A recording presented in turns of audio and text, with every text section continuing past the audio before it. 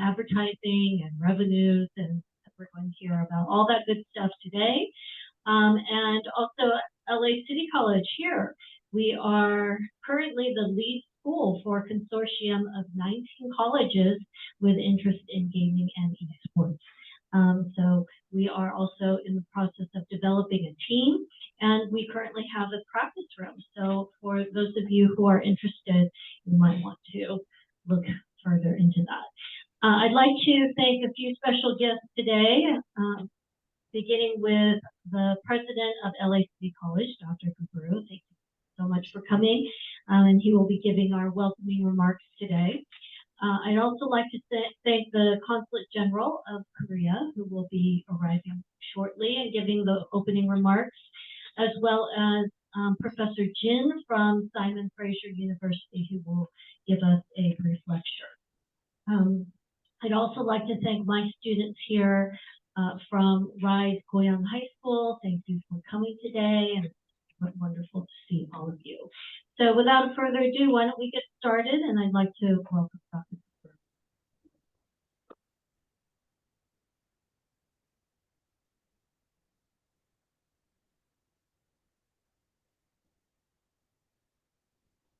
Good afternoon. Good afternoon. Come on, yes, do better. Good afternoon. My name is Dr. Amanuel Gebru, and I have the honor and privilege of serving as the president of Los Angeles City College.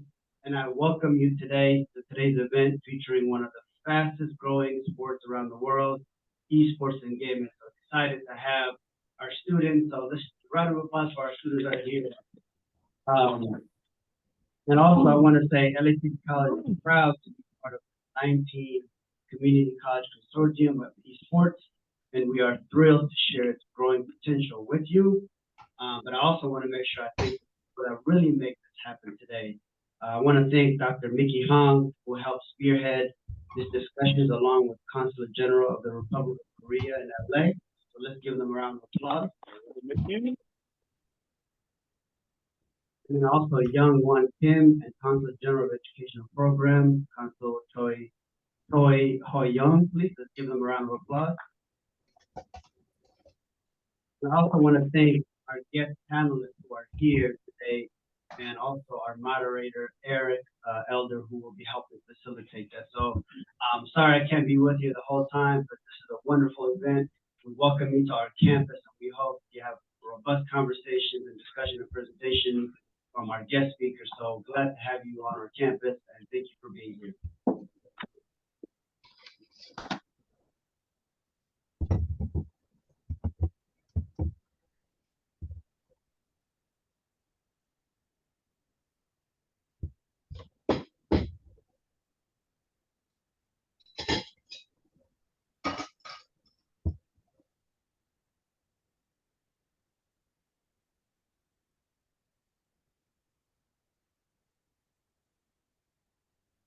So we have scheduled next the Consul General, to give some remarks, and he's a little bit delayed in traffic since he's in LA.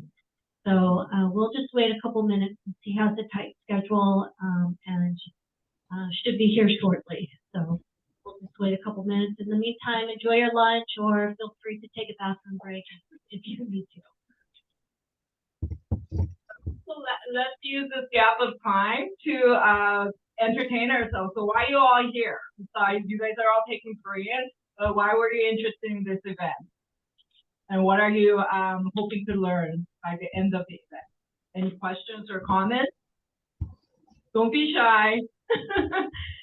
Yes.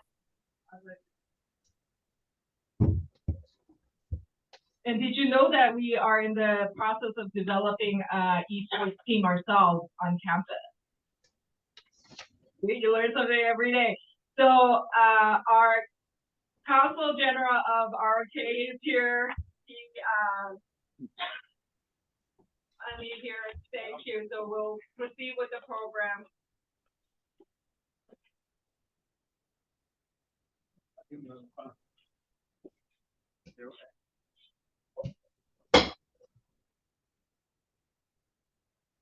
Sorry I'm late. I was in another engagement at UCLA. this is very good. So much more fun to be out here to a little bit right issue. Good afternoon and welcome everybody to this unique occasion, exploring esports in Korea. It's exploring esports in Korea. It's actually the third French Korea series with Los Angeles City College. I'm personally very pleased to join you in opening this event to immerse ourselves in the dynamic of esports and gaming in Korea. And let me first express my gratitude to President here. He just stepped back. Amanuel Gebru and the Department of Modern Languages and Cultures, along with all of the participants who create this event with your presence. Frankly speaking, esports and gaming industry is not my area. I don't know much about esports in Korea. The only thing I know is StarCraft of Malaysia.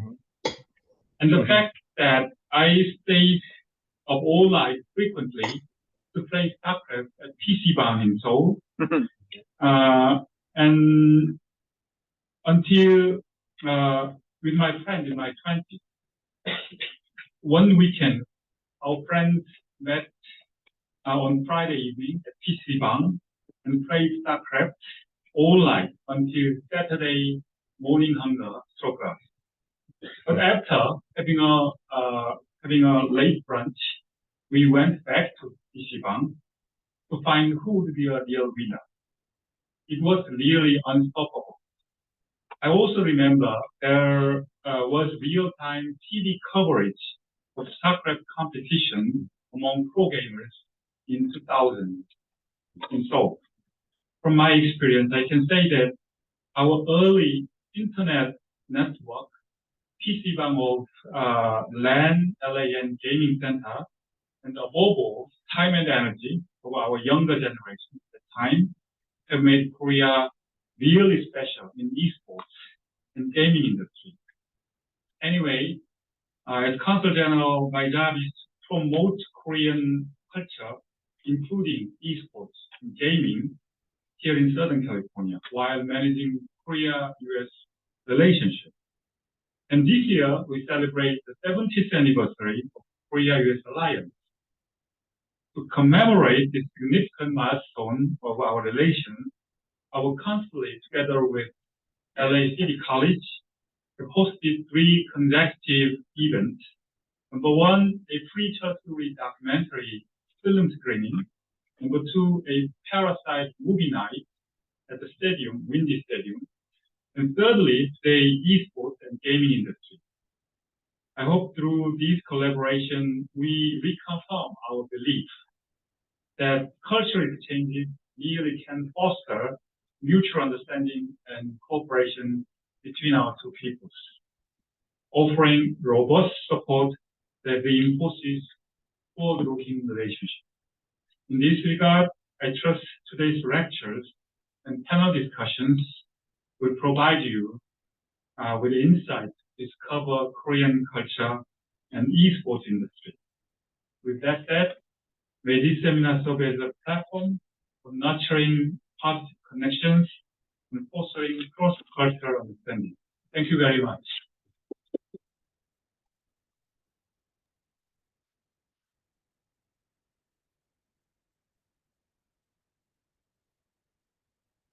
Thank you very much, Consul General Kim Youngwan.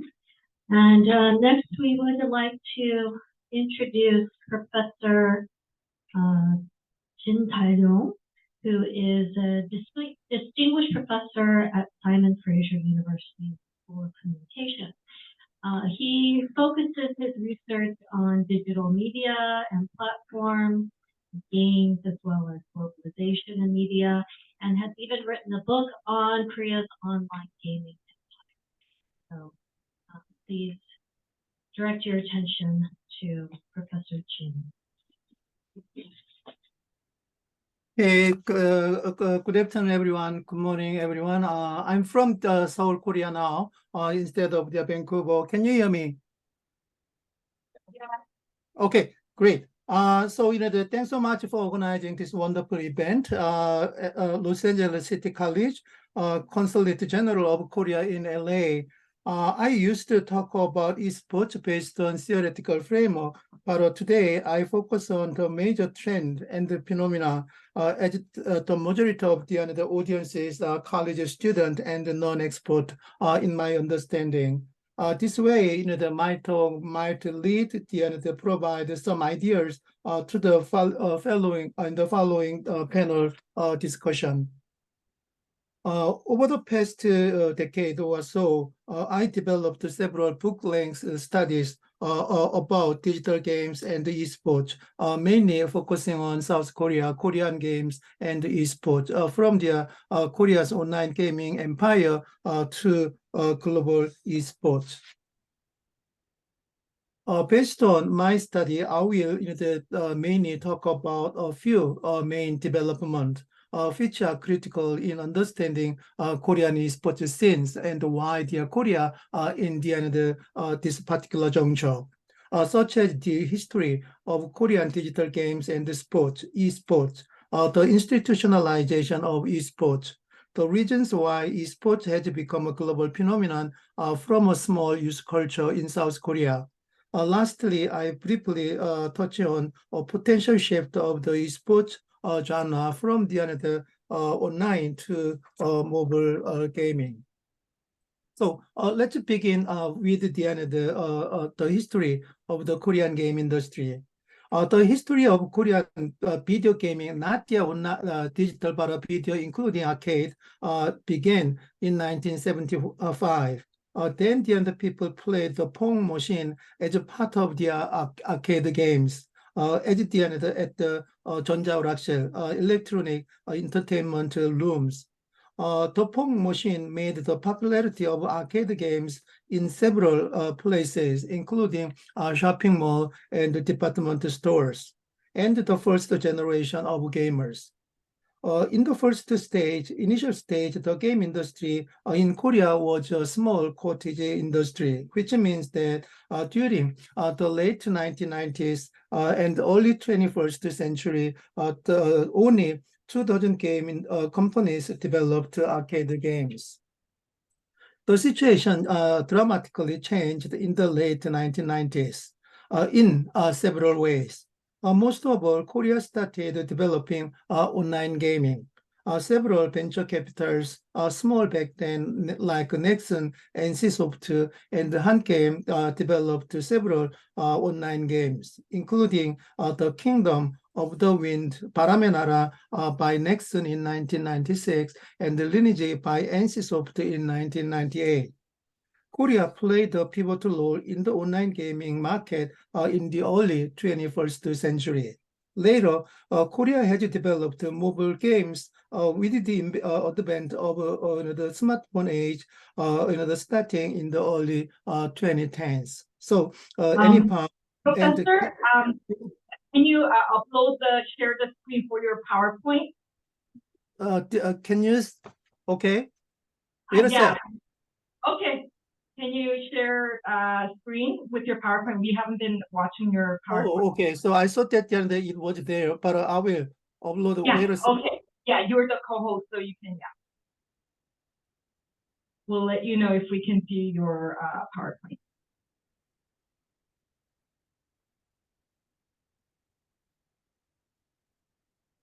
You could share it on share screen to your co-host.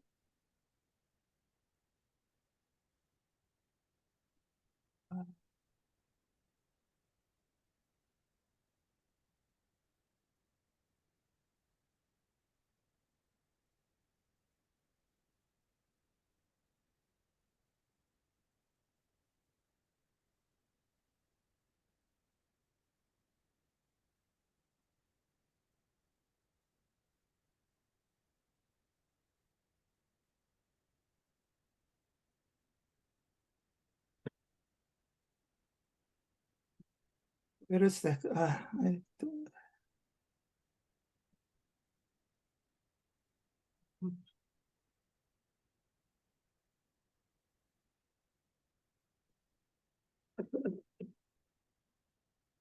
if you want, you could drop it in the chat, but you're a co-host, so you can share screen yourself.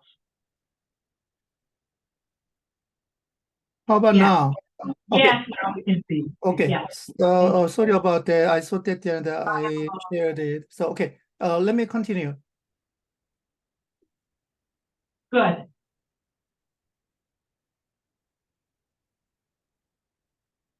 Okay. So, let me continue. So in the late 1990s, Korea started developing online games by the venture capitals, and Korea developed their mobile gaming with the advent of smartphone age starting in the early 2010s. Therefore, several mobile gaming like Andy Pong, Candy Pong were very popular. Korea has, therefore became one of the major forces in the global game markets in terms of revenue and in terms of their number of the games published each year. Only behind China, United States, and Japan, regardless of the number of their players, were relatively small.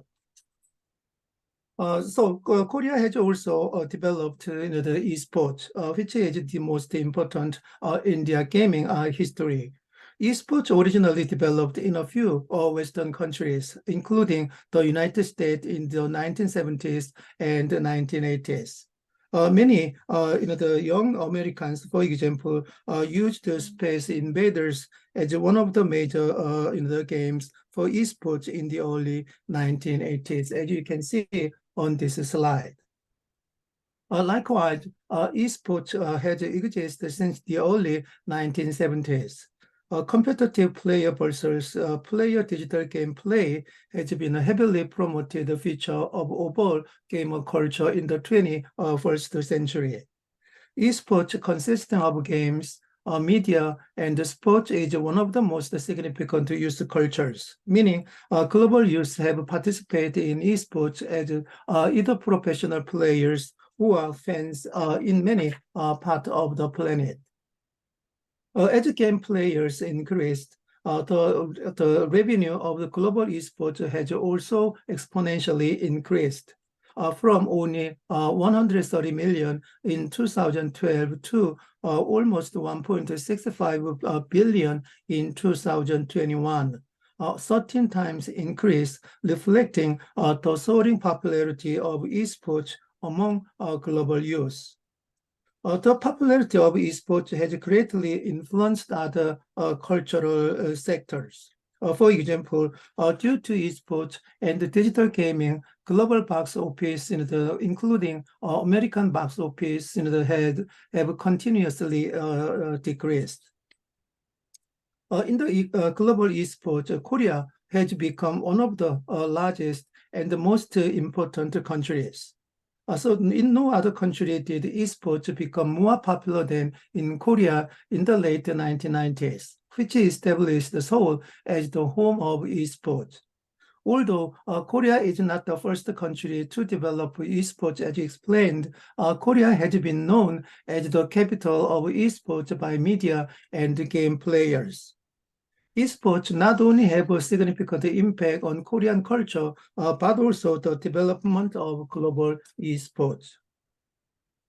Korea advanced esports due to several socio-economic environment, including the rapid growth of broadband and PC방, several online games like the Kingdom of the Wind One More Time, and the involvement of broadcasting. Korea particularly created the early boom of esports, as PC방 fostered an environment of spectatorship in the late 1990s. Since the 1997 economic crisis, the worst economic crisis in Korean history, many employees in big companies like Samsung and LG were fired, and they started to open PCbangs. As Consul General Kim already introduced during their opening remark, PCbang played a pivotal role in their Korean gaming and esports, meaning their PCbang was exploited in popularity, in particular with StarCraft. a real-time strategy game developed by American Blizzard Entertainment.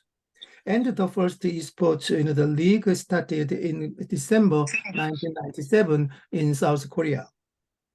PC방 chains provided the first national online in the game league, the KPGL, which was organized as a later offline game league. In the 2010s, esports was becoming a major part of media. The combination of gaming, sports, and media, including broadcasting, IPTV, and internet, started. Whenever esports games were made at esports arenas, several hundred people came to support their players while enjoying esports scenes.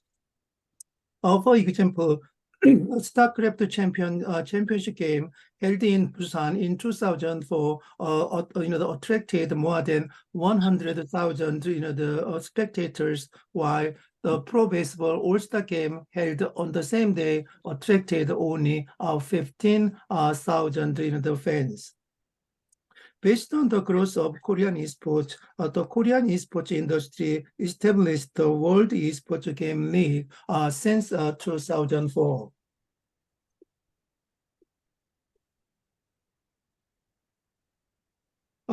Games for esports have been expanded from the StarCraft to several new games, including League of Legends, Overwatch, and Dota 2. Interestingly, Korean players are major players in these games. For example, in the 2023 Asian Games this year, the Korean esports team made the gold medal, and in the Korean esports team, TI, became the champion team at the 2023 League of Legends Championship game held in Seoul last month.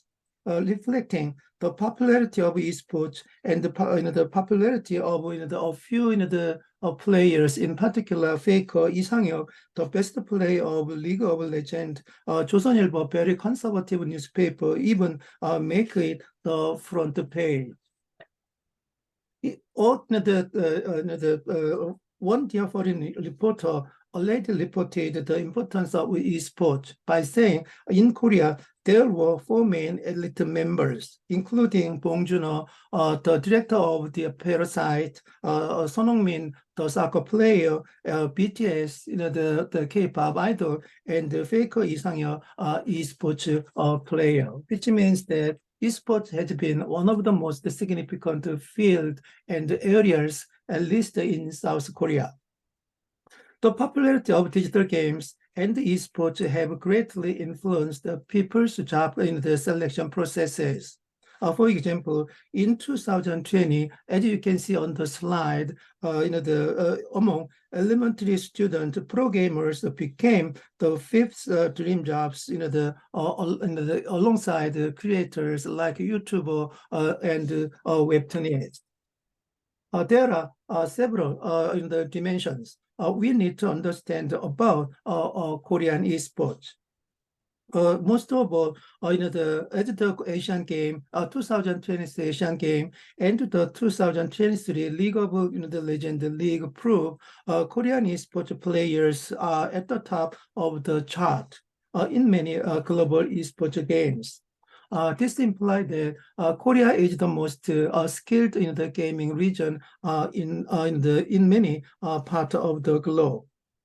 Many people believed that Korean players were inexperienced with the first-person shooter games and wouldn't be able to excel with some of the aim-intensive damage characters in Overwatch.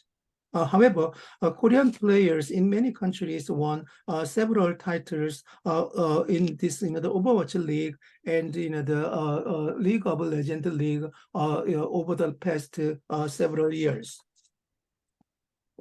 For example, there are several Overwatch teams in Canada, I'm living, and many players at the Toronto Defiant and the Vancouver Titans are Koreans who are Korean Canadians. According to the survey, 9 of the top 10 highest paid players in the Overwatch League are Koreans in 2020, and there are only one player out of the country, which is the Sweden player. In the League of Legends game in the scene, 8 of the top 10 highest paid players are also Koreans in 2023. The Korean team, like T1, earned the 8 championship trophies, while China made 3 trophies between 2013 and 2023, proving the popularity of the esports, the Korean esports, and the talent of the Korean esports players. These data certainly show that Korean esports moved toward global esports. So global game players and the fans consider Korean esports as the highest and the most advanced league. Several elements, of course, play. Koreans have played several esports games as their lifetime career. That much serious and important for Korean news. Many players in Korea are high school dropouts, while the majority of professional game players in North America are college students, meaning the Korean players retired their education system earlier than the North American players to be the professional gamers. Koreans are equipped with high skills, not because of their talent given, but also their hardworking manner. In 2022, for example, Korean players practiced 11 hours, more than 11 hours per day, and they sacrificed their own their lifetime. Another important aspect is the institutionalization of esports in the several different ways. For example, esports has been one of the major academic events since 2018. When the UCI Esports hosted the first esports conference, and the esports Esports established its own esports arena, one of the first in-campus arenas. I'm sorry. The process of institutionalization concerns how the institutions universalize and regulate the rule set for competitive play. Esports is complex because it involves diverse cultural and economic aspects embedded in these different areas. A new area developed through the convergence of culture and technology, culture and sport, and culture and business. The convergence of digital games with digital media has 2 levels of their integrations. The integration between electronic gaming and sports, between electronic gaming and digital media, and between culture and the business one more time. For example, ESPN, one of the largest sports channels, finally introduced esports as one major sports event in 2016, which expedited the institutionalization of esports on the planet. Another major trend is the increasing popularity of mobile esports these days. As we all understand, mobile gaming has become one of the largest game genres with the rapid growth of smartphones. And the mobile gaming itself is becoming part of esports. In other words, mobile esports is growing in popularity due to the wide spread of smartphones and the accessibility of controls. There have been a fundamental shift of major platforms of sports from their PC-based online games to smartphone-based mobile games. Several mobile games like Vainglory and the Clash of the Clans are major games for mobile esports for several years. There are many different aspects between online gaming and mobile gaming, and therefore online esports and mobile esports in terms of major users, regions, and purposes. Mobile gaming has surpassed online gaming in foreign export on the number of their game users and the corporate revenues since the mid-2010s. When you go to, for example, Korea's subway stations, everything is about mobile gaming as these days. PUBG Mobile, Arena of Valor, and Free in the Fire were very famous esports games in 2021 and in 2022. Third, the soaring use of smartphones may trigger the shift in digital game cultures and esports. However, global users still prefer online gaming to mobile gaming as long as they are esports players and fans.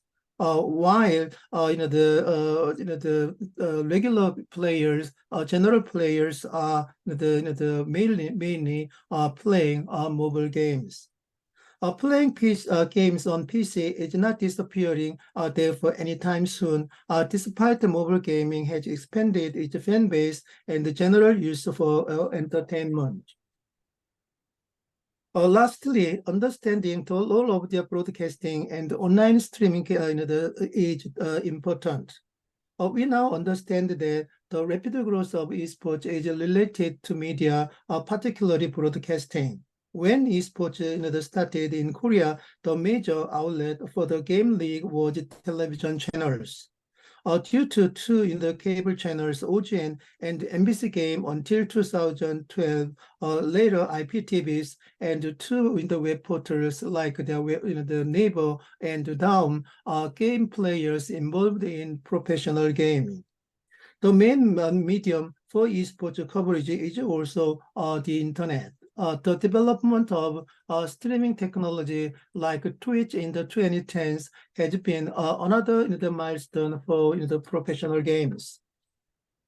So overall, once non-traditional esports has become a traditional sport for many with online gaming and broadcasting converged. Starting in the late 2010s, esports has moved into non-traditional markets and trend. No more Korean only, no more online game only, no more broadcasting only, which have expanded the boundaries of the esports scene. Thanks so much.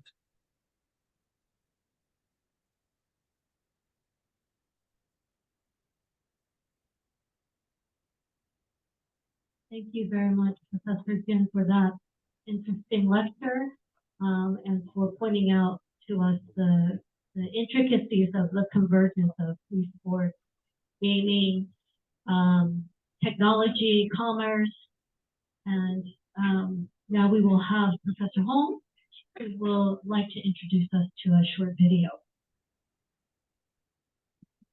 This is part of a series that was put up by TV, and I will play as an introduction to esports and Korea as its main capital scene.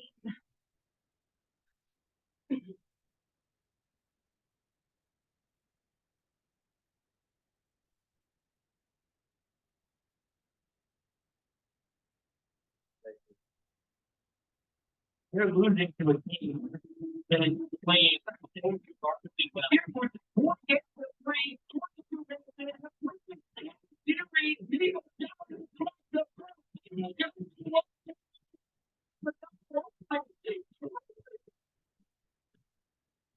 Hundreds of millions of hardcore gamers and thousands of global tournaments each year, computer games are well on their way to becoming the world's biggest sport.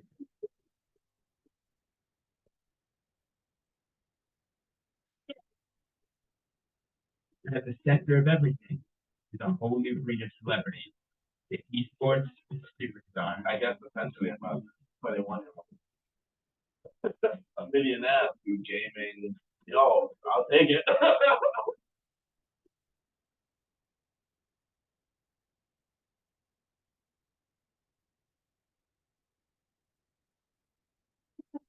Best players have left their bedrooms to compete in the world's biggest stadiums. Offered up athletic visas and sports scholarships, athletes played for up to 18 hours a day in dedicated gaming houses, always under the watchful eyes of their agents and coaches. For those who work hard and keep their heads together, real fame and wealth await, with cash prizes going into the millions.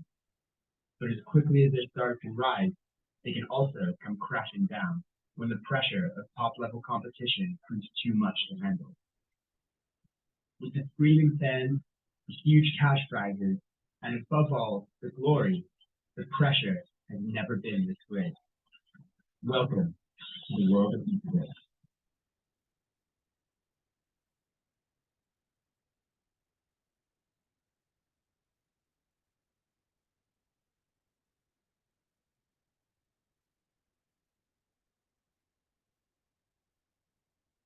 The past 2 months, we've heard one thing from everyone who's involved in esports, and that's that it's here in South Korea, where as far as professional gaming is concerned, this is home. It's a country where you'd be hard-pressed to find a street that didn't have at least one gaming cafe, or PC bong as they call it. It's a country with its own dedicated esports stadiums, and where young men can achieve celebrity status purely by being very, very good at computer games. But most importantly, it's here in Seoul, where for the first time ever, the League of Legends World Championship will be held, making this one of the biggest gaming events in all of history.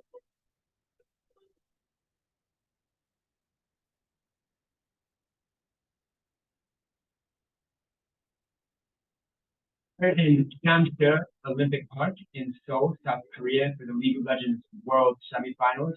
And it's going to be Samsung Blue versus Samsung White, the two Korean teams. And then after that, it's going to be Team OMG, which does stand for Oh My God, and Starhorn Royal Club playing against each other. As you can see, it's a beautiful day. The sun's out. It's really hot. It's a perfect day, really, to sit indoors in a dark room for hours and watch some professional video games.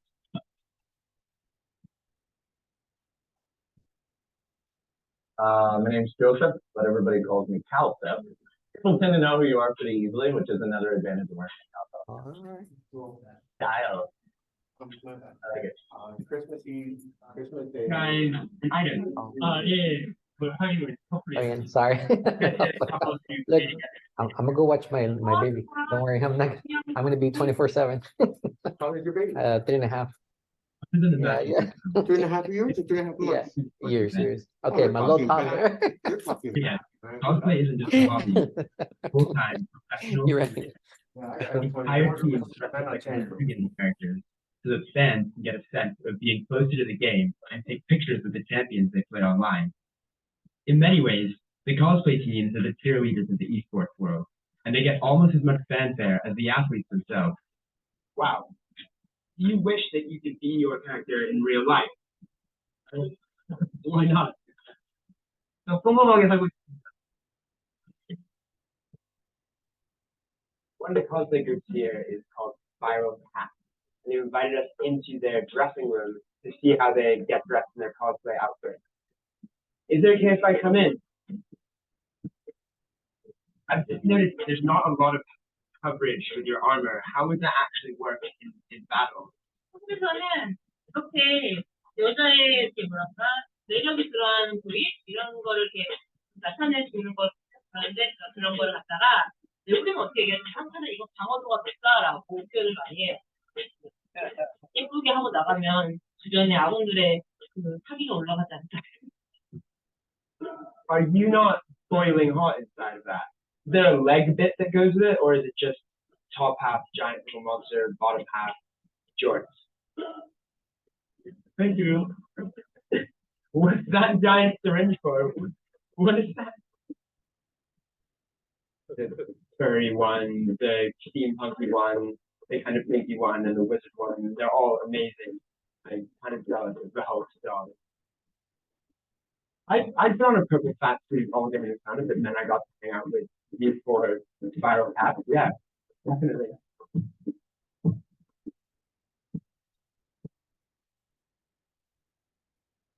So we're entering the semifinal with the Spiral Cats.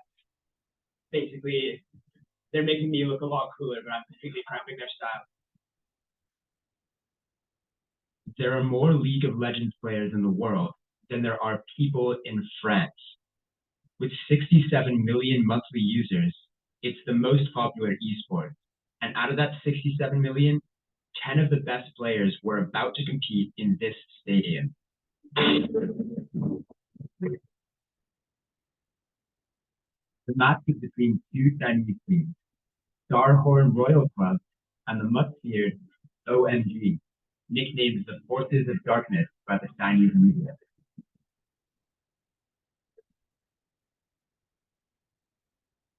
Before each game starts, players' portraits come up on a big screen with their gamer aliases underneath. Names like Uzi, Looper, and a guy known simply as Cool. Both groups would already be taking home at least 150K, but only one would win the chance to play Samsung White in the finals for $1 million. As their characters appeared on screen, the crowd went wild. The game had begun.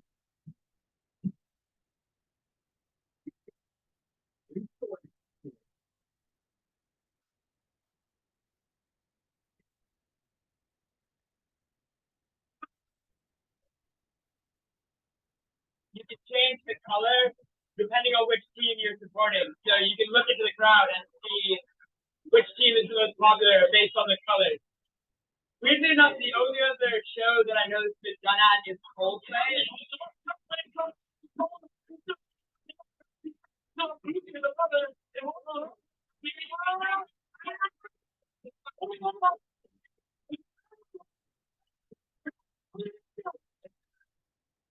The only like that guy was having a sports orgasm. They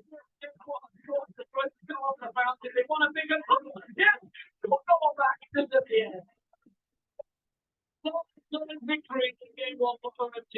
Very much control the game, control the legs from the very top. In every game, there's a huge line of Spiral Cat fans who just queue up and take a picture with you girls. There's going to be about 6,000 pictures on Twitter tonight that all look exactly the same. Just one guy in the middle of two Spiral Cats. Thing is, Pastor Aspen said that I was very earlier. Is everybody having a great time? You guys want some swag?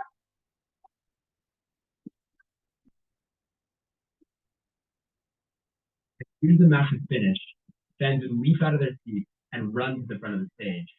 Why? Because of a little thing known as swag.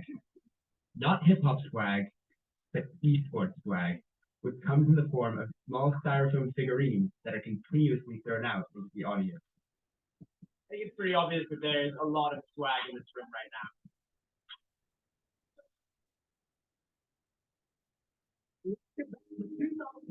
The World Championship. Who will face Samsung White in the finals? My first swag experience was unsuccessful, and I went back to the Spiral Cats empty-handed, only to find that my seat had been taken by somebody else. Okay, someone's sitting here.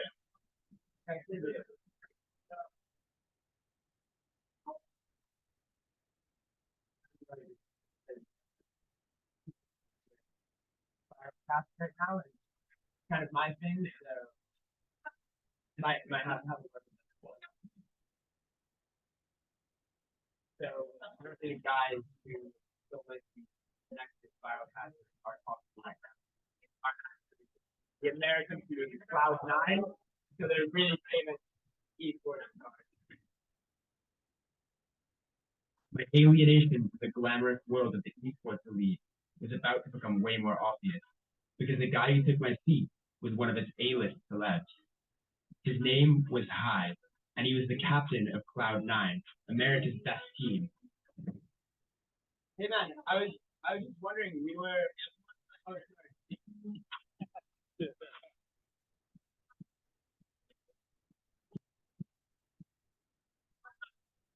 we're making a documentary about esports, and we were filming with the Spiral Cats earlier. I know you guys are from Cloud9. I was wondering if you be in touch for like a quick interview with you? Can I do this later, like after the night game? Yeah, sure, whenever you want. Yeah. Here? Yeah, here I am. Cool. Cool.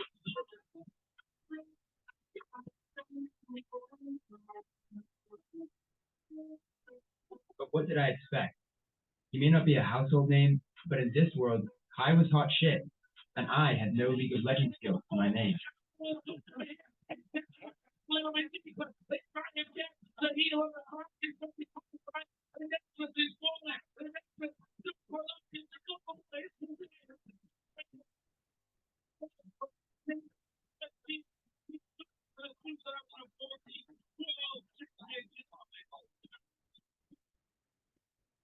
So the stage was set. The Chinese Starhorn Royal Club would be competing against the Korean Samsung White for $1 million and the coveted Summoner's Cup. Atmosphere was absolutely crazy where they was. The Chinese fans especially were just going mental. So now we're going to go head to the press junket and see if we can catch an interview with some of the players.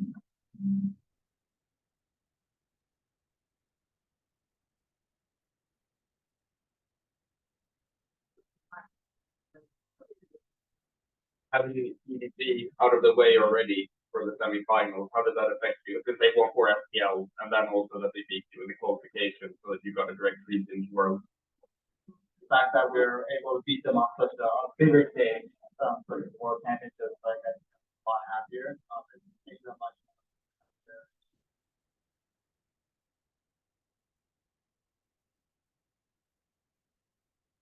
The spiral path that left me for high, America's esports superstar, and I couldn't even get a question in edgewise at the press junket. We were quickly learning how difficult it was going to be to penetrate this exclusive world with its own A-list celebrities and its own rules.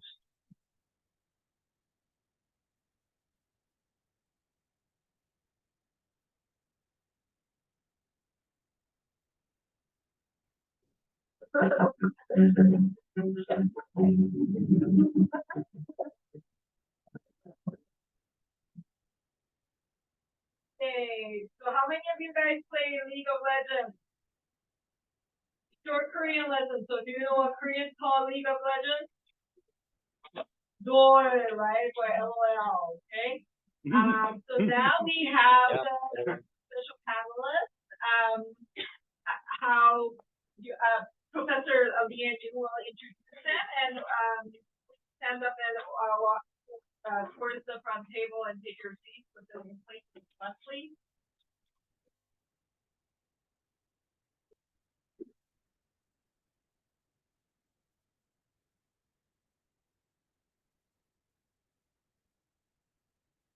All right, I'd like to introduce our panelists for today, the industry leaders. We have Mark Deppe, who is director at UC Irvine Department of Sports. And we have Martin Kim, the Chief Revenue Officer at Gen.G, as well as Simon Kim, CEO of Kabam and Netmarble US. So thank you so much for joining us today, and I will hand it over to our moderator, Eric Elder, the Esports Gaming Program Coordinator here at LACC.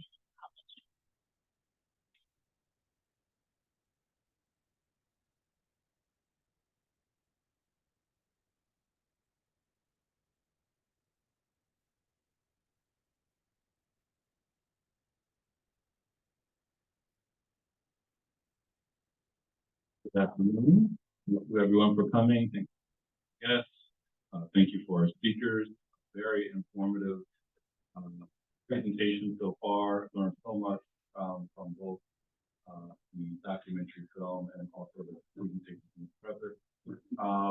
Again, I am Eric Elder, lead on the LA Game project, which in part has to do with the building of esports in the LA community college region and district.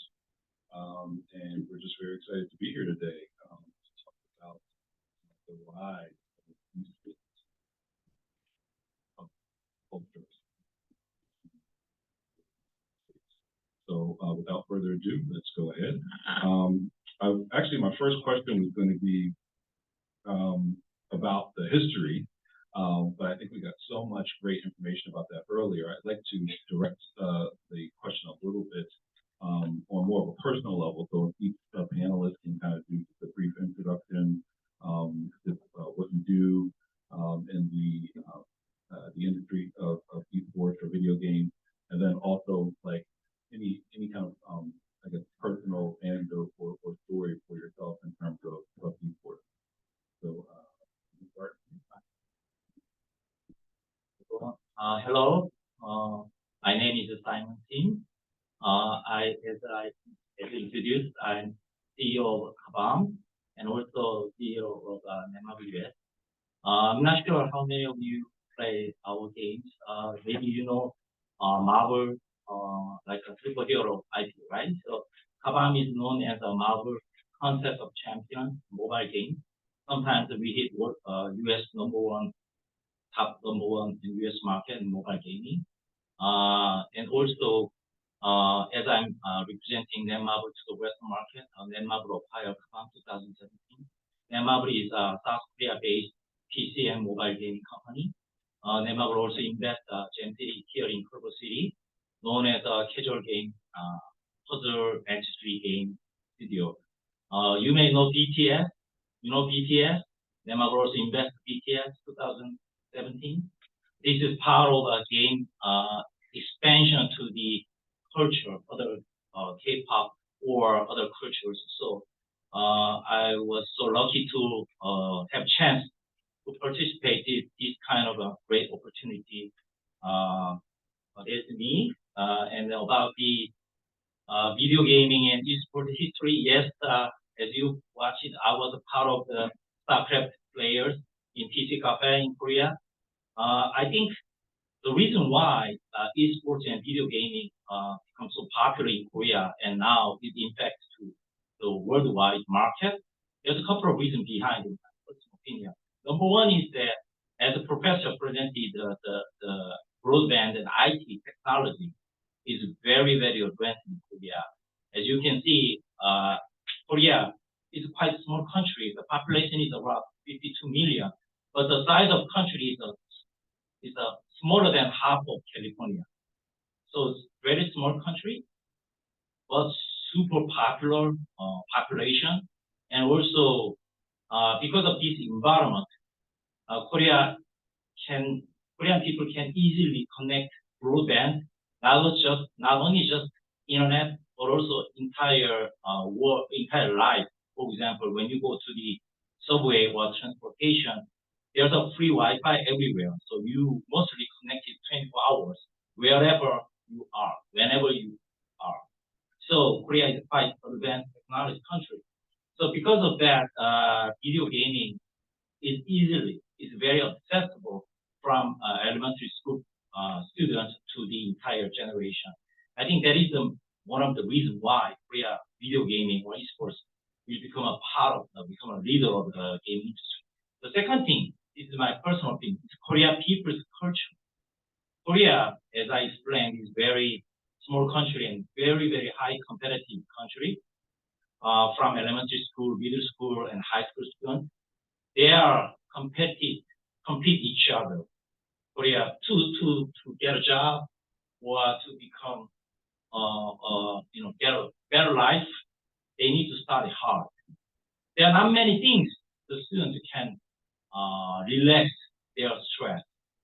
The only way the students can relax is play games with a friend, either PC bomb or their phone. I think because of that, as you see, there's a high school student is become a esports pro gamers whose cultural background. Not only just a student, Korean people is really, really high competitive peoples. Because we are living that life, we are very competitive people. We want to be a worldwide number one. We want to be a top of the league. I think that is one of the reasons why esports is popular in Korea. Thank you. Thank you. Guys, my name is Martin. I'm the head of partnership and CRO for Gen.G Esports. Any esports fan might be a familiar name. I'll tell you guys a really interesting story connect all the dots that you saw today. About 20 years ago, a man named Kevin Chu graduated Berkeley, and he started a company, a video game company, which later became known as Kabam. Yeah, our company. He sold that company in his 30s to a Korean company called Netmarble for $1 billion. Right? His parents were like, "Why are you always making video games?" Hey, I want to do it. He made $1 billion. So he takes his money, goes to Korea, and then you guys saw on the video, he buys a team called Samsung White and Samsung Blue, and then we bring it back to Los Angeles and we call it Gen.G. That's the company that I work for, so I kind of wanted to highlight that in because it's very interesting. So yeah, we're a global company headquartered in LA, Shanghai, China, and South Korea, arguably the 3 largest gaming markets. We do fly under the flag of esports, but I'll be the first one to tell you that that's not how we make money. Okay? I know there's all these flipping gammers about esports and they make all a ton of money. Esports, the business model, and this is what I do, and it might be a little complex, and I don't want to get into that. It's more about gaming. It's about esports. Okay, we'll talk about that if you guys want to. But yeah, under the cover of esports, we actually do a lot more businesses around gaming. And personally, my background is not even gaming. I worked for the LA Dodgers for about 8 seasons, and then for Major League Baseball, doing international business development. And then 4 years ago, my big boss at Major League Baseball was like, "Hey, let's go try this thing called esports." And I was like, "You're crazy." And he's like, "No, I think for what you do and my role and my function as my job, what I do is I try to find partnerships so we all make money together. That's basically what my job is. A lot of brands, a lot of investments are going towards gaming and esports, less than traditional sports. Let's go try it out." So my old boss at Major League Baseball became the CEO of Gen.G. We came over together, and I've been here ever since. I never thought I'd be here this long, to be honest, guys. I am not a gamer. I was a kid. I was climbing a tree, not the one playing with a joystick. But what I can tell you now, what I've learned about gaming and esports is beyond fascinating. It is truly global. It is truly connected. Yeah, we can talk about bridging Korea in here and why Korea is considered the epicenter of esports and gaming, but make no mistake about it, it's everywhere. It is everywhere. Kids are getting better and better at it. There's more and more jobs created towards esports and gaming. So that's what excites me about the industry. So I'll shut up there and then pass it over to Mark. All right, hello everyone. I'm Mark Deppe. I direct the Esports Program at UC Irvine, just down the road here. We got started in 2016, so we are in our 8th year of offering collegiate programming around esports. We do 4 things, so we compete. We have teams in League of Legends, Valorant, Overwatch, and we're very good. We won a national championship in League of Legends. We compete for titles in our other games. We have paid coaches. We recruit students who are specifically good at this. We have had many Korean students come through our program, and I'd like to echo everything that Professor said earlier and what Simon said about work ethic and just the technology on the ground in Korea really does create a culture and some momentum that I think our Korean students certainly arrive on campus with. We are unique in that we also at our program, we support research and the creation of knowledge. That's very unique for our collegiate program. So we throw conferences, symposia, we actively pursue research projects, and so we are challenged with helping everyone understand the connection between humans, technology, games, and all the issues and challenges around it. Third pillar is around community building, connecting everybody who cares about games. And as you've seen on the presentations and the videos, almost everybody cares about games. Probably all of you care deeply about games. Fourth and finally, we're helping our students get careers and jobs after college. So you might want to be a pro gamer and go work for or go play for Gen.G or T1 or one of these amazing teams. But if you want to hedge your bet just a little bit and get your degree while also playing games that you love in a team environment, schools like UCI, and now there's over 500 schools in the country who are offering scholarships and programs like ourselves. Collegiate esports is a really great opportunity. I will say there's some challenges in the world of esports right now, and I think education is going to be a main driver for our industry moving forward. So I'm really excited to see LACC doing some big esports work, the LA Unified School District making some large investments in esports. So it's only going to grow in K-12 and in collegiate because games are just so important to our culture and to young people. And educators are looking to connect with you all. And so if you care about games, they're going to care about games. And I'll just say a personal anecdote, tying it back to what our Consulate General said earlier. He was at UCLA. I went to UCLA. He played StarCraft, and I played way too much StarCraft when I was at UCLA also. But I wasn't good. I didn't play like they played it. I played it with a group, and it was more of a social thing. But I like to joke that I played too much StarCraft in college. So I'll wrap it up there and look forward to the questions. Awesome. Thank you so much. So next question is, what do you see are currently the major trends in terms of like technology, gameplay, top games? Like what do you think are the most important aspects of esports and gaming right now? Sure. Okay. Yeah. So you are here we are here in US, right? In Korea or Asia and Western market, I call US, North America, and Europe, is a little different. Let's talk about PC and mobile separately. PC seems like similar. Even in Korea, Korea gamers play a lot of mobile like League of Legends or FPS, first-person shooters, or MMORPG or action RPG. I believe Western PC gamer has a similar trend. When you see on Steam, there's a similar trend. Because of PC, my perspective is that PC is quite similar worldwide, Korea or Western market. And when you sit down on PC, I'm pretty sure most of you play game on PC. You have enough time, and you have a mouse or you have controller, same as a console, right? So player behavior or device is similar. So when we see the popular game, PC, Korea, Asia versus Western market, we see there are some similarities. But there's a different thing is that Korean people play way more time than Western games. So some of our game, our Netmarble game, there's MMORPG. The average play time from Korean people is 14 hours a day. How is possible 14 hours? So you should study. So some people have a job, right? Should go to work. But it's possible. Think about that. Many Korean gamers, they have a two device, either mobile and PC, or two devices on mobile. So they play at home in PC, or they play at home with tablet. When they work, they play mobile as an auto play, or when they have either play. So 14 hours per day is possible in Korea or Asia. But in here, it's hard, right? There's a cultural different things. You're not gonna play game when you have a job or when you study, right? So because of that, PC or the Asia gamers compared with the Western gamers, there's some difference. But the genre-wise, we see that. Let's go to the mobile, especially Korea. As you know, Samsung is based in Korea. So Korea has a very high-end mobile device population. I believe almost everyone, more than 90% Korean, has high-end mobile device.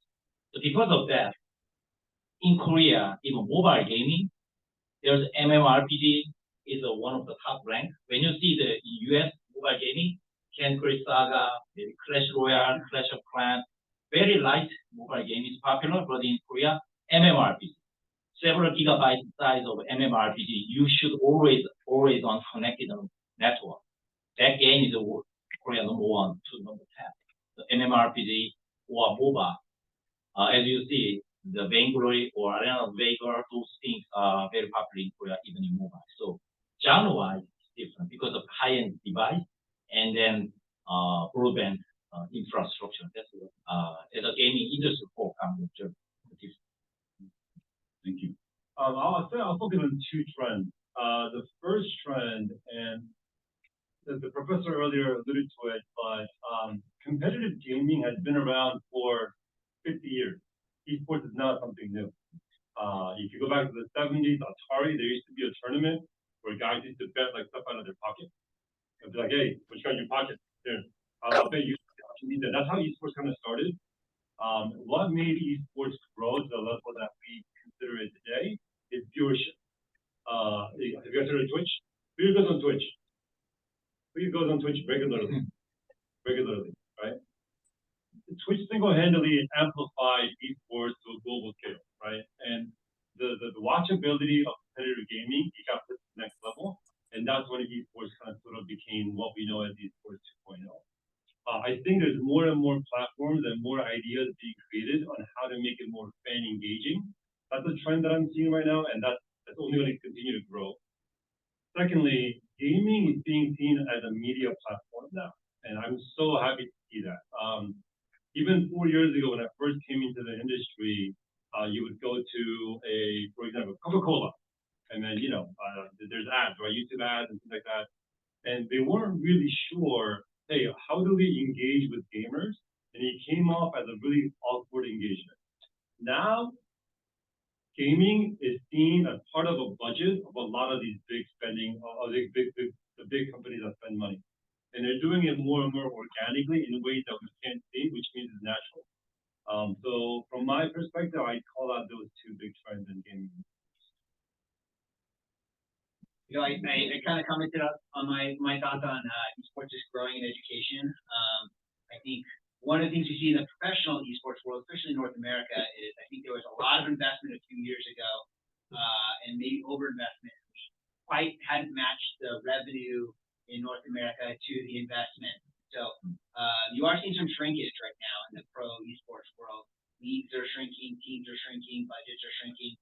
I think that's very healthy for the ecosystem. I think there was some unreal expectations set. I think the pandemic did not help. But I do think, as I suggested earlier, I think education's got a really big role to play here. It has taken a long time for esports to be kind of seen as an opportunity for schools and educators. There's a huge generational gap between our parents' generation, Gen X, the greatest generation, people who never played a video game, to young people today who see the value and the social aspects and the connectivity and the learning and skills you will develop in games. And I think that gap is shrinking. So I think esports and games are being more welcomed in schools. Teachers see it as an opportunity. And so that's one of the major trends I'm seeing is even though maybe there's some slowdown in spending at the highest tier, I do think there's very strong demand still from middle school, high school, colleges and universities to use esports to understand how people in games are impacting and what's happening in the game. So I'm really excited to still be around in that space. And the fact that this event's happening and that LACC and community colleges are all making investments, I think that's a really strong signal that it's right. Just to add to your note about the generational thing. So in Korea, my father's in Korea. He's in his late 70s. He has no idea what I do still. He doesn't understand, right? And then last month he called me. He goes, "Hey, is in your company Gen.G?" I was like, "Yeah." He goes, "I read about it this morning. Last month was the Asian Games. The Asian Games is like the Olympics for Asia. That's pretty big out there because Asia's massive, right? For the first time, esports was part as an official sport. Korea won the gold medal in League of Legends, and it was driven by a guy named Chobi. He's our best player, and the whole team now doesn't have to go to the army. All you males sitting out here, if you're in Korea, you have to go to the army. It's mandatory military service in Korea. But if you win a gold medal for your country, you don't have to go. So now this kid named Chobi that plays video games, he doesn't have to go to the army anymore. BTS still has to go to the army. And BTS made Korea about $1 trillion. So the huge article came out, and all these like little kids holding up a gold medal, and that was the story. And then the story was like, now parents are thinking twice about their kids playing video games, because if this is a path for them to get to a school, to get to a career, to win a gold medal, and not go to the army, you can't buy that. So that was something that tied all three generations that happened recently in Korea. But I wanted to share that with big fun. That's amazing. Thanks for sharing that.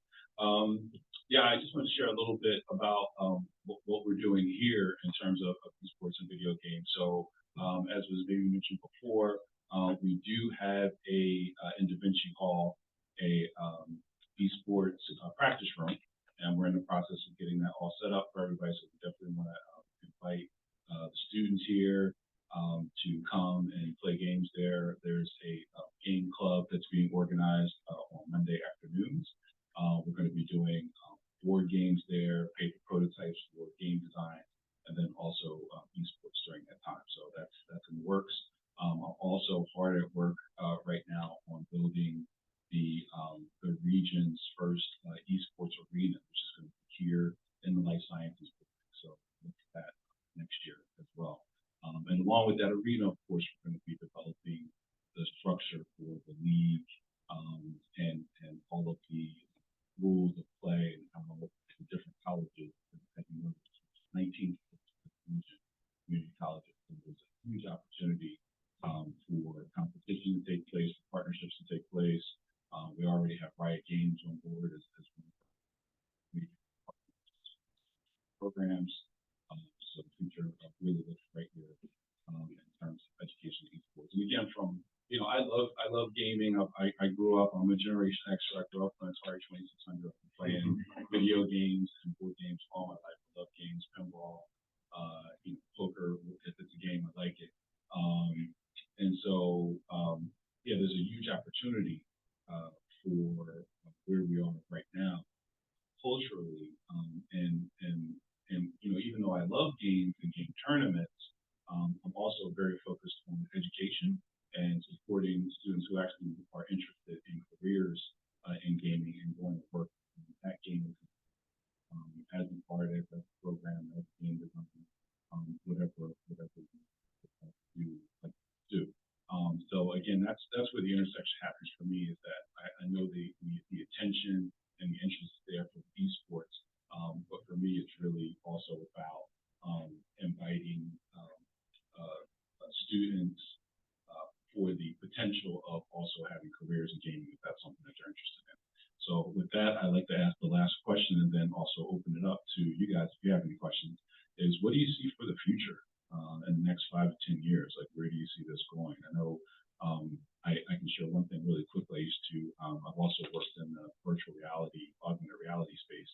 And I remember it was 4 or 5 years ago, there was a Meta Developers Conference, and I saw there was a VR game that they were playing, and it was arena style, like the beer and pretzels, and the stadium, and I was like, wow, this really is looking like the future of gaming in competitive sports. So what do you all see in terms of what's coming? Let me go first. As I mentioned, Korea, including Korea and Asia, is quite popular with esports and then games, right? I see even in Western market, US also will be changing. For example, Netmarble, our company launched an MMORPG on mobile 2017. The name is Leans to Revolution. It become multiple billions US dollar revenue game worldwide. It's a mobile. The core fun is that 200 people, 200 actual players connect each other and fight against each other on mobile.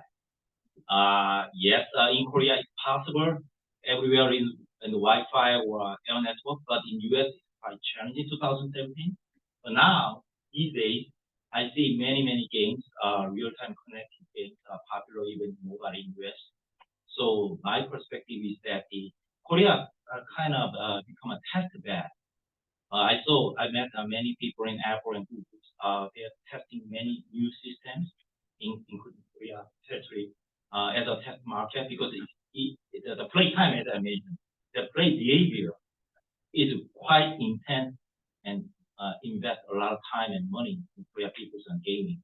So as a test bed, if there's some success cases, it will become a main service, a main feature for the other country. So for the future, I see even in Western market will become more popular in competitive games as a mobile genre or MMORPG or first-person shooter, not only PC and even in mobile. That's one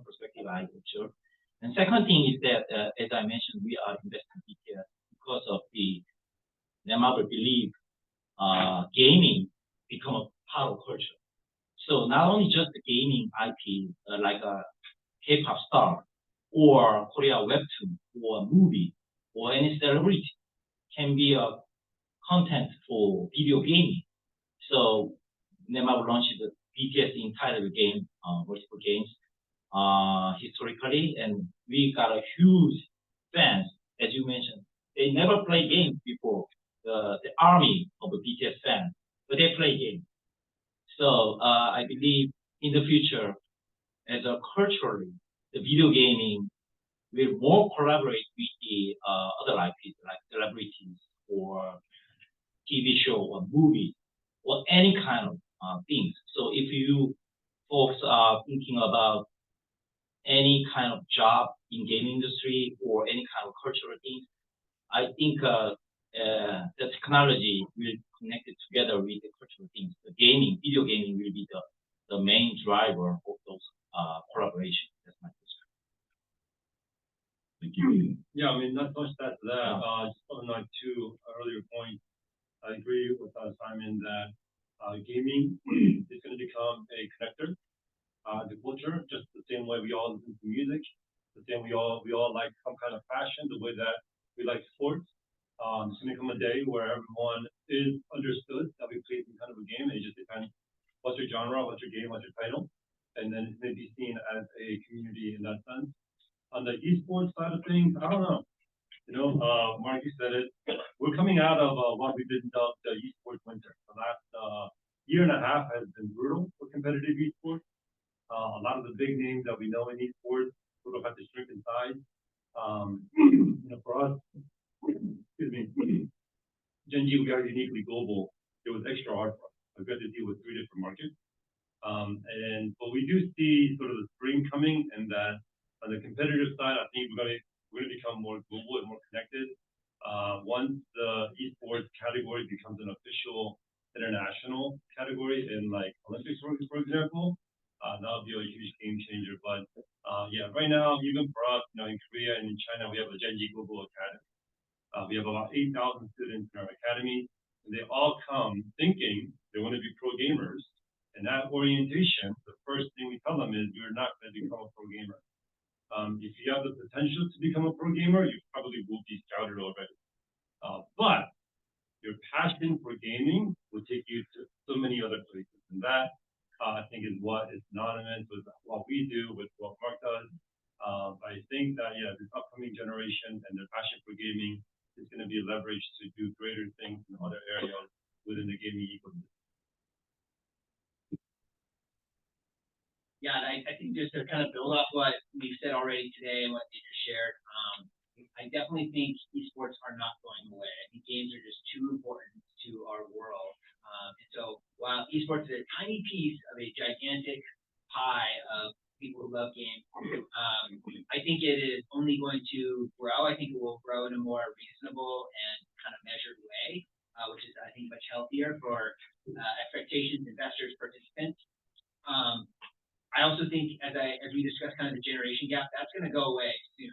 I think I have a 7-year-old son. He is in love with Minecraft right now. Maybe a lot of you grew up on Minecraft.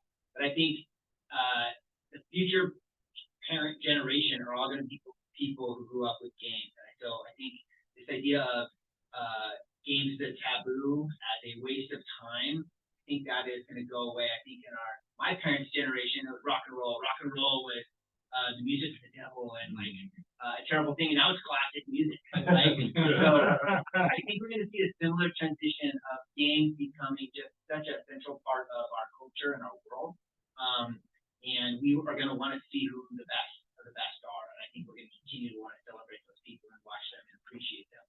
The other thing I think is really interesting is I follow traditional sports a lot, and I think the traditional sports world is also super messy. I think pro leagues in the United States specifically see their fan base is aging. Brands like Coca-Cola, like Martin was discussing earlier, they're looking to connect with young people who are not watching Major League Baseball at the same rate that our parents and our grandparents were. So you're seeing this rise of games being more and more relevant. You're seeing what I consider a decrease in traditional sports. Collegiately, sports are in a very messy place. NCAA president this morning, I think, just published an article saying that he is now supporting the idea of universities being able to pay their athletes to compete for their university top tier. So that's a crazy turnaround from 5 years ago when we were forcing amateurism. So the whole market of collegiate sports is messy right now. So I think combining those two ideas of video games and esports being super relevant and going into a marketplace where the dominant sports of our days are in a challenging period as well. I think there's lots of opportunities. So my personal philosophy is to stay the course, to kind of keep building and watch esports grow and develop an education, bring up the next generations of gamers, and hopefully, if ever all the stars align, I think esports is going to be in a really strong position in the next 5-10 years, and you will all be able to reap the benefits and enjoy that. Let me add one more comment, like as Martin said. So yeah, as Martin said, if you want an esports player, it's going to be hard, right? Only top players can win the battle. But if you really passionate about games, there's a multiple ways you can participate in the game industry. If you are so passionate, you can be a community manager, or you can be a YouTuber, streamer, or some of our Kabam employer. He was our fan, but he loves our game, our Contest Champion. We hire as our ambassador. So he's our advocate to represent the player as a inside the game company. So there's multiple ways you can participate in game industry. Stay tuned on esports and video gaming. There's a lot of opportunity here. And one more thing, as lastly, I want to mention that yes, as you mentioned, the people think, older generation think gaming is kind of just a waste of time, but it's not. These days, video gaming is the cutting edge place of technology. As you know, smartphone, the most revenue drive from smartphone, content is video gaming, and chipset company testing their chipset performance with video games, right? Not the videos, not the other content. The video gaming is helping those technology improvement or innovation, and also there's AI getting popular, right? The most popular domain using AI is video gaming. Already in the game industry, using a lot of AI technology, it's been 10 years. So I agree. The concept, the perception really changed dramatically. And then if you growing more and more, your generation will be a totally different generation. So everyone become a gamer, and then the cultural things will be changed, right? That's what I'm sure in the future. Awesome. Thank you so much, panelists. Also, thank you, audience, for being so attentive. We're wrapping up now, but we have time for a few questions if there are any in the audience. Yes, back there. Hi, so I've been working with professional team managers. Do you mind coming down and asking your questions so that our viewers online? Also, if there are any questions, I'm looking at the chat, so if you have any questions online on Zoom, feel free to ask also. I guess this is more directed toward you, Mark. So I've been working in esports for about 5-6 years now. I started in PUBG PC, and then I'm working now in with the Free Agent Valorant team. I actually ended up working for Gen.G, but that was a missed opportunity. But so one thing I always realized as a coach and as a manager was that compared to traditional sports, and in traditional sports, when you're coming up, you go from like, let's say like football, you play like Pop Warner in middle school, you play high school, and then in baseball, you go through like school systems, minor league systems, major league systems, and that's kind of missing in big sports altogether. And I always found this sort of lack of like educational involvement and just nurturing through like young ages, because we have this problem in esports now where sometimes like a 16-year-old kid, he'll rise up the leaderboards, and then someone will notice that he's really nuts, and then he becomes like an overnight superstar. And I think that opportunities arise with gaming companies like Gen.G, with colleges like UCI to work together to bridge that gap. And I'm just wondering, like, how do you see that gap like sort of widening, or like at least like how do you fill that gap, like with a program like UCI? Yeah, I think there used to be a large gap between amateur, collegiate, and professional. I think if you want to become a professional player, collegiate is not the right path for you. You need to play too much. You need to play a lot more than you're going to be allowed to get as good as you need to. It's not a coincidence in Korea people drop out of high school because not at all suggesting that, but or encouraging that, but you really do need to put in that 12, 14 hours a day to get as good as you need to get. But if you don't want that, if you want to hedge your bet just a little bit, I do think the educational system has lots of opportunities. You are going to see high schools, middle schools, almost every college has an esports strategy these days. Fill that gap. And with this kind of what we'll call the esports winter, I think the tier below professional is kind of going away outside of collegiate. I think collegiate will be the tier 2 scene very shortly for almost every major game if it's popular collegiate esports, just because teams are not seeing the return on investment for their academy or challenger teams. Those people who could play at that level are realizing, I could pursue a degree at a great university, and the top schools in the country now are very close to those tier 2 teams. So that's kind of how I see the gap playing out. Is I think the pro teams are still going to be the best places for the best talent. I think teams are going to keep looking for those 14, 16-year-old prodigies.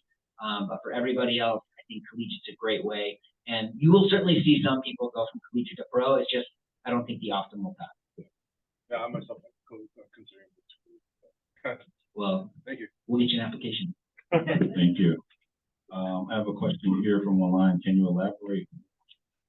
Academia can blend in the industry. I'm a college instructor. Yeah, I think we're still really figuring it out, what that connection is, like how we can work, with great companies, the sports students, how we can set up structures. Again, I think it's going to happen, pretty organically. And also, I think there's so many different levels of culture. Part of what I'm doing in my role is actually visiting all of the campuses in the community college district. And each campus is very different. Some don't have any esports going on at all. There's certain, I just visited El Camino College. They have a very, very active esports with their students. And again, I think it's all culture and people, individuals drive culture. So again, at that same college was very active. They have a really excellent president of their esports club. And so they have 200, 300 people that are playing esports there. They're also really set up. There's 2 staff members that work there that come from a gaming educational background. And so they were very instrumental in setting up their esports arena or practice room and setting up all the structure and getting the games in there and the right computers and technology. And so I think a lot of these things are being developed right now, and there's no kind of easy answer to it. But hopefully that helps the person who asked. Okay. Any other questions here in the audience? Yes, sir. If you can come down.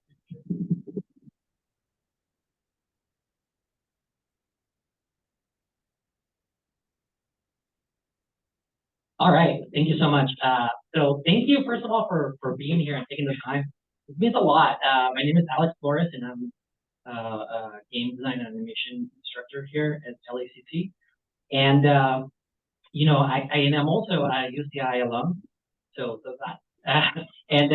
Well, I love what I do because I feel like I agree with everything you're saying. This is the future for a lot of folks. There's so many careers and so many opportunities available. And so, it's my first year here.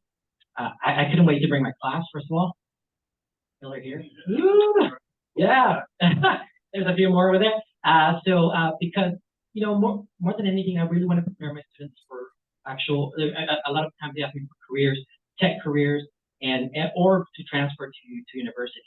And so I'm already kind of hearing you saying if they have experience with the live streaming and with announcer and even if they're really good at certain games.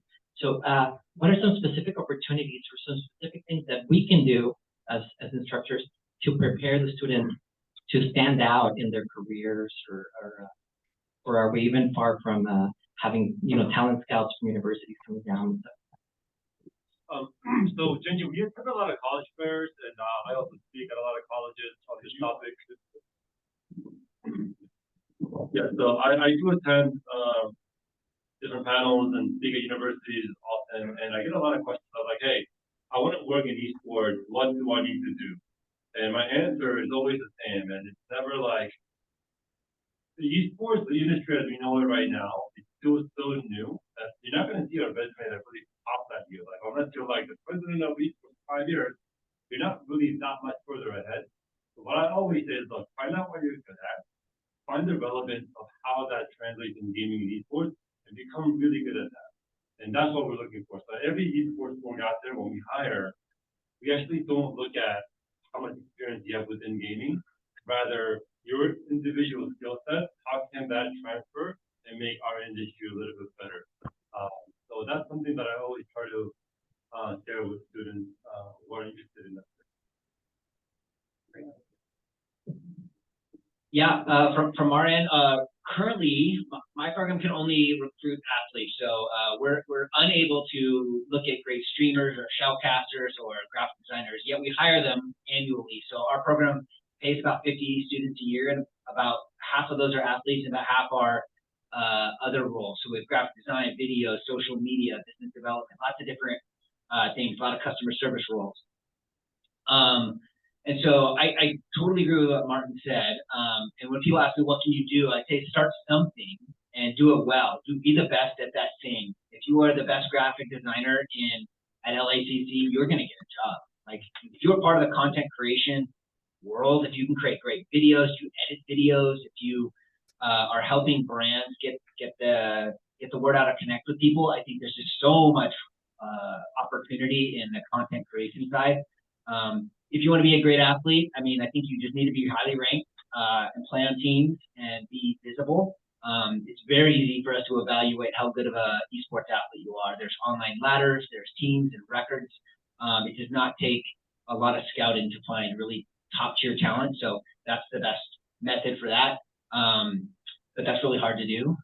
And we'll gladly welcome anyone from LACC who is a superstar at our teams. But I agree. Just find what you're passionate about, what you're good about, what you're good at, and build a portfolio.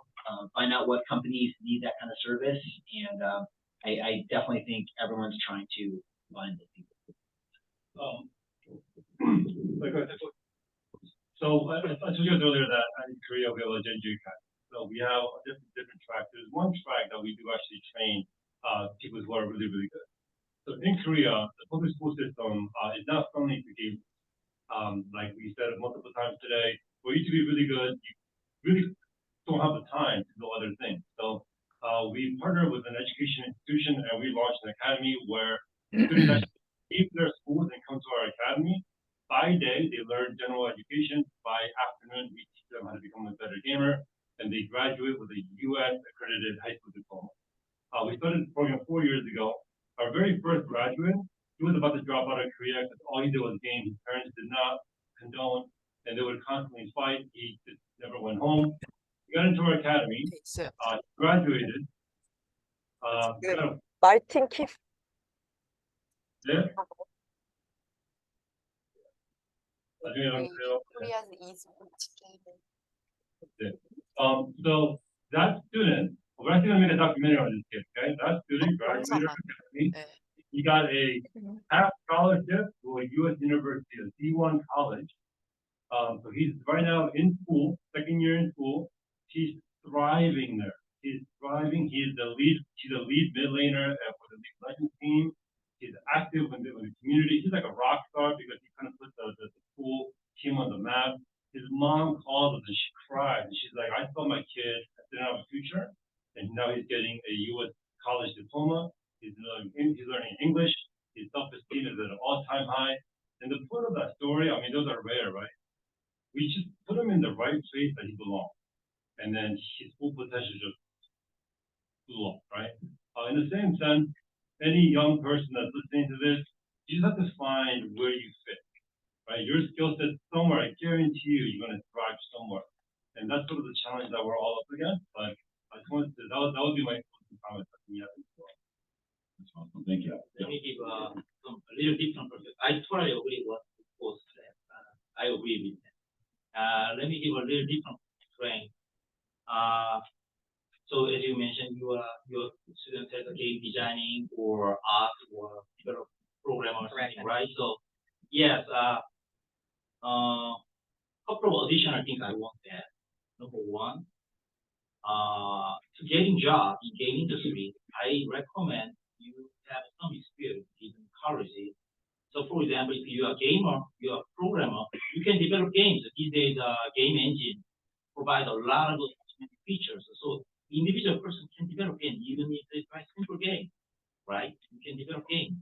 Or if you are looking for some game designer, you can analyze from successful games, and then you can write down your report.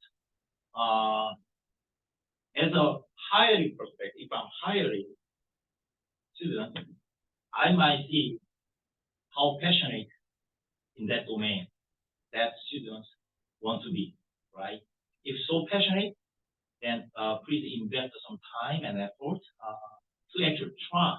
But while you're trying that, you will learn a lot, right? So that's what I want to give advice. One thing I want to address, whenever I have a job interview and some people talk about I respect this game, something, then I give advice. If you see these days a successful game, I'm not judging the game company, to be clear, but many times successful games is coming luck. The reason why I'm saying this, if that is a kind of engineering things to make fun game, why not the successful game company not making another successful game? If you see many hit games studio, they didn't success same size success after that. Why? We need to think about that. The game is cultural thing. It's not just engineering things. It's not just write down on map. It's emotional things. It demands a lot of creativity. Sometimes you need to be crazy, right? You need to be crazy. So whenever I have a chance with those newbies, you need to try, but at the same time, you need to keep in mind, current successful game is not the final goal of game industry. You should be beyond that. So keep thinking beyond the current successful game. That will make you become a superstar, rock star. That's what I want to give the question. Absolutely, I appreciate everything y'all did. Yeah, and we even have a ton of dual enrollment students, high school students, who are starting with Unreal Engine. And even the esports, one of the things I love, the accessibility. They have the passion. Now it's an opportunity to even become Olympians. So it's amazing. Thank you so much. Great. I think we have time for one more question. Any question in the audience? Online? Okay, great. I just wanted to wrap up with yes.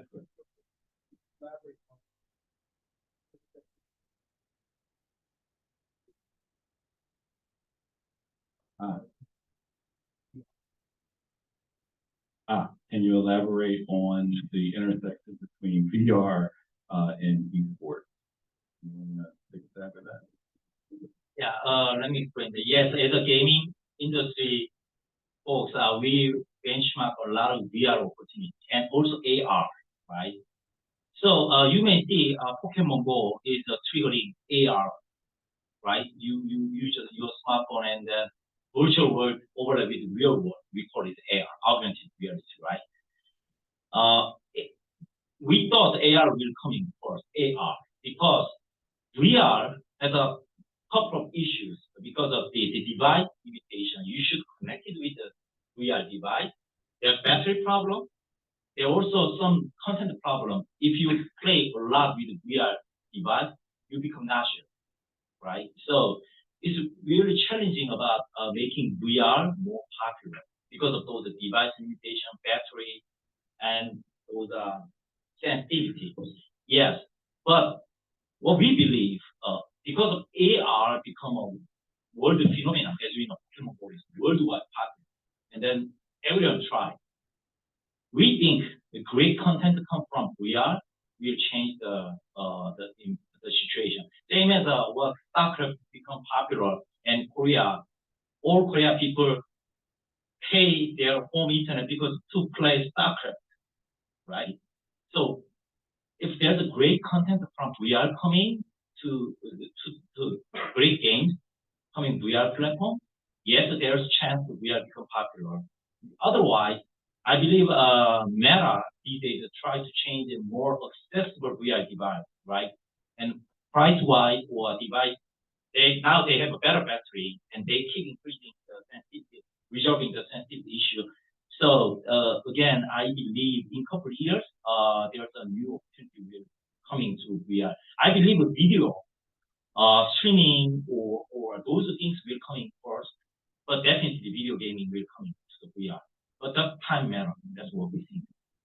Yeah, and just to add on a little bit, our university is doing some experimenting with virtual reality, and I have an Oculus in my, or a Meta, what do we call it these days, at home. And there's a lot of interesting applications. Because of the pandemic, we were so used to doing meetings on Zoom, and I would tell you doing a meeting in VR is a little bit nicer. You can turn your head and high five if someone sees their avatar. You see their facial expressions. It's a pleasant experience. I agree the games are not there yet. The games aren't going to be there until everyone's got a VR headset. But the progress on the hardware side has been really rapid. We first got a VR, a Vive, HTC Vive, I don't know, 8 years ago, and there you set up poles and sensors, and then you had to plug your headset into a $2,000 computer, and it was just a mess. And now it's much smaller, slimmer, better technology. I feel like I agree with Simon that we're a few years away still from it being an e-sport, but I think it's making great progress, and I think universities and companies are thinking about it again. I think it was supposed to be the I don't know, it was supposed to be this mega success when it first kind of became more accessible 5-10 years ago, but I think we're closer now than we were then. But it's going to take a little bit more work. I think the headsets, I mean, if there were to be a pair of sunglasses, and you're not suddenly a little bit nauseous, and everyone's got every studio is developing games for it, I think it'll be a different scenario. But I'm intrigued by it. I like mini golf. If you ever played a mini golf game and in virtual reality, it's really enjoyable. There's some really cool things you can do that you can't do on a PC or on a Awesome, thank you. And that is something that's on the roadmap here. I actually ran the first VR, XR Wizards Lab production team online as a pilot program, and so we're going to be looking to develop that as well as part of the LA game project over the next several years. I also want to encourage game design for people who are interested. People are still coming into the Zoom. This is great. If you have an idea, if you're interested in game design, if you have an idea, there's really nothing stopping you. I've talked to literally thousands of students that are interested in careers in gaming or in game design, just even as a hobby. There's so much that you can learn from game design. Game design is system design. Any business or any system, you can create a game. There's a game that's already there. You just have to be able to boil it down to what those elements or what those mechanisms are. And so if you're really interested in that, there's really nothing stopping you. You don't need the technology. Talk to many students that they're like, oh, well, I don't know how to program, or I don't know how to do 3D modeling or something like that. You can do it with paper. Again, if you've ever played a board game before, you can take pieces of a existing board game, make your own with paper, markers, dice. There's tons of great books that are out there, as well as tutorials online on how to do paper prototyping.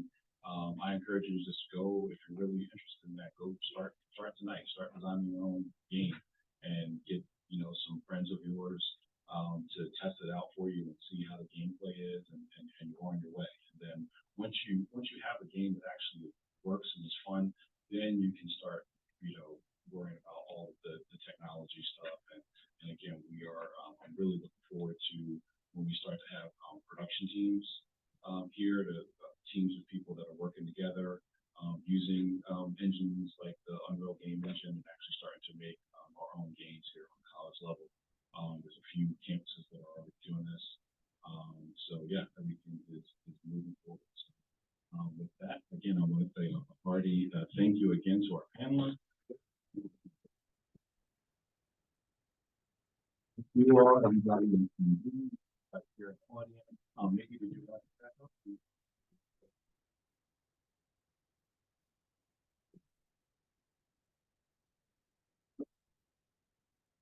Thank you very much. And thank you to our panelists, to our moderator for this extremely insightful session that we've had from somebody whose gaming experience began and ended with Atari. This is extremely educational.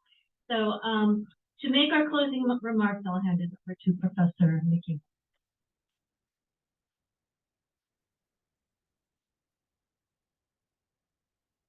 Well, it was an exciting day, and we are recording this, so we will make sure this is available online. Afterwards for your review. And I would like to extend my thanks. I would like to thank the Consulate General of Republic of Korea for sponsoring us to have this, and of course all of you students of LACC and the dual enrollment program for being here. And thank you to esteemed Professor Jin for giving us the lesson, and the industry leaders and specialists in gaming education for informing us and inspiring us all. So thank you for this wonderful day and the program, which you will be able to review many, many times later and will be available on YouTube. Thank you, everyone. Take care. This is our conference today.